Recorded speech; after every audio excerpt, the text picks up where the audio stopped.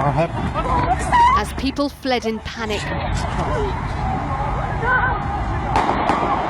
3 gunshots rang out behind the gates to Parliament.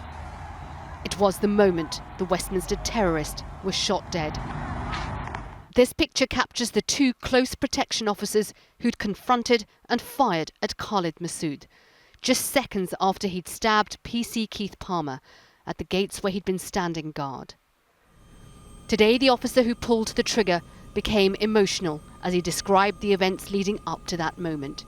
He said he heard shouting and screaming and an incredibly loud noise and began jogging towards the gates where PC Palmer was on duty.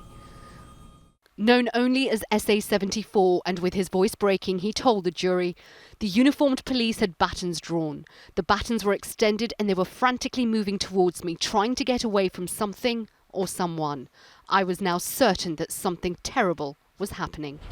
SA-74 then said he saw Masood running towards him carrying 2 knives covered in blood. He said, I thought he was going to kill me.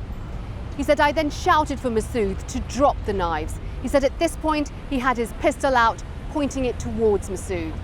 But Masood refused and he shot him. He told the court he and his colleague known as SB-73, neither of them shown in these pictures, then quickly rushed to Masood to carry out first aid. SB-73 said there were signs of life, but he quickly started to deteriorate. He died as he arrived in hospital. But not before he'd murdered 5 people, an attack that was brought to an end by a minister's bodyguard. Sejal Karia, ITV News.